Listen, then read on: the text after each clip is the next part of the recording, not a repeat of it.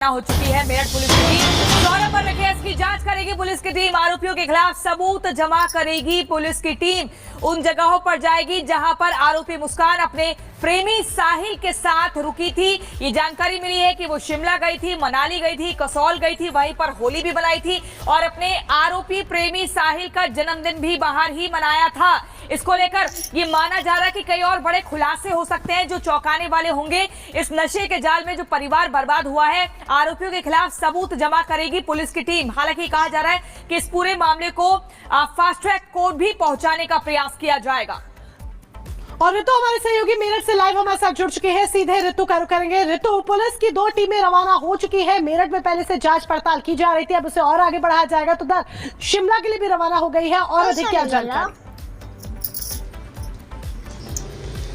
बिल्कुल मोनिका, आपने बिल्कुल ठीक कहा है। जांच का जो दायरा है वो बेहद आगे बढ़ चुका है और इसके साथ साथ आपको बता दें हिमाचल भी एक यूनिट गई हुई है। हिमाचल में भी जांच पड़ताल जारी है। इसके अलावा मेरठ में भी लगातार हर एक पहलू को खंगाला जा रहा है। सबसे अहम कड़ी हो जाती है क्योंकि एविडेंस सबसे अहम कड़ी इस पूरे मसले में है और लिहाजा हर एक एविडेंस पर खास तौर पर ध्यान केंद्रित करते हुए जो जांच है वो आगे बढ़ाई जा रही है। चाहे वो ड्रम की बात हो, सीमेंट की बात हो या हथियार जो इस्तेमाल किया गया है उसकी बात हो। मुस्कान रस्तोगी भी लगातार उगल रही है। ये सच बता रही है कि किस तरीके से इस हत्याकांड को अंजाम दिया गया था। कड़ी दर कड़ी जो है वो खुलने लगी है। इसके साथ साथ हिमाचल प्रदेश में कौन कौन से वो स्पॉट थे जहां पर मुस्कान रस्तोगी जो है अपने प्रेमी साहिल के साथ हत्या के बाद रुकी थी, वो तमाम स्पॉट जो है वो धीरे धीरे निकलने शुरू हो चुके हैं। कहाँ कौन से कमरे में रुकी थी, शिमला में कहाँ रुकी थी, इसके अलावा कहाँ पार्टी की थी शिमला में, क्योंकि बताया जा रहा है कि बर्थडे भी मनाया था। बाकायदे ड्राइवर से केक मंगाया गया और उस केक में लिखवाया गया था कि Shankar, happy birthday Shankar mention कीजिएगा। सीक्रेटिव तरीके से, जिस तरीके से ड्राइवर से ये केक मंगवाया गया, होटल के रिसेप्शन पर रखने के लिए कहा गया, क्या कुछ बातचीत हुई वो हम लगातार रिपब्लिक भारत पर दिखाई रहे। प्रेस नोट जिस तरीके से सामने आया, एफआईआर की कॉपी भी रिपब्लिक भारत ने सबसे पहले दिखाई।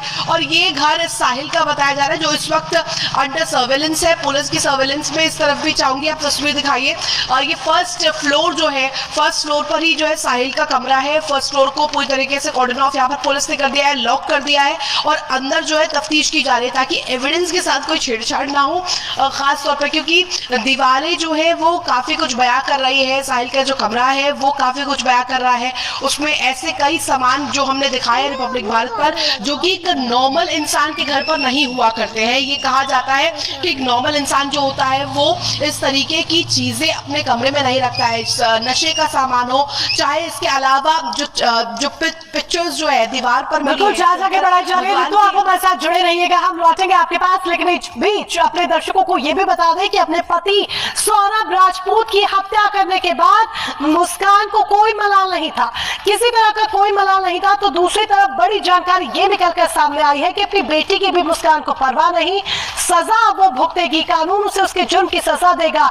जेल में बंद रहते हुए भी मुस्कान और साहिल को एक दूसरे से दूरी बर्दाश्त नहीं हो रही है। मुस्कान और साहिल चाहते हैं कि दोनों को जो भी सजा मिले वो उसे साथ साथ काटे। रिपोर्ट देखें।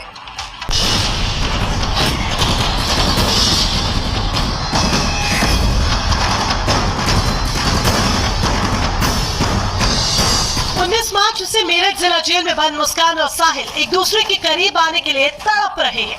अभी जेल गए केवल इन्हें 4 दिन ही बीते हैं, लेकिन दोनों को जेल में जुदाई और तन्हाई का डर सता रहा है क्योंकि मुस्कान और उसके बॉयफ्रेंड साहिल को जेल की अलग अलग बैरक में रखा गया है।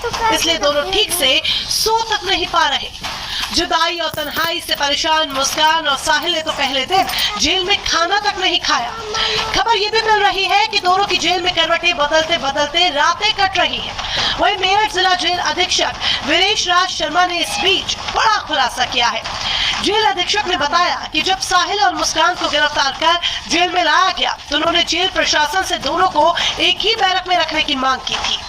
जेल अधीक्षक ने बताया कि मुस्कान और साहिल इस बात पर अड़े रहे कि दोनों को एक ही बैरक में रखा जाए, लेकिन ये संभव नहीं था। जेल अधीक्षक ने इस बात का भी खुलासा किया कि एक दूसरे से बिछड़ने की वजह से पहले दिन दोनों ने खाना तक नहीं खाया, लेकिन बाद में उन्हें समझा दिया गया।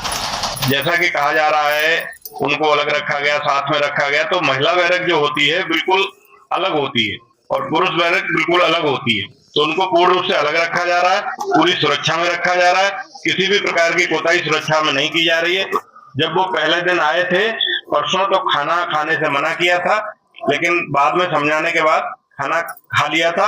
अब उनकी दिनचर्या जो आम बंदी बड़ी खबर आपको बता दें, मेरठ में जिसने मुस्कान के साथ मिलकर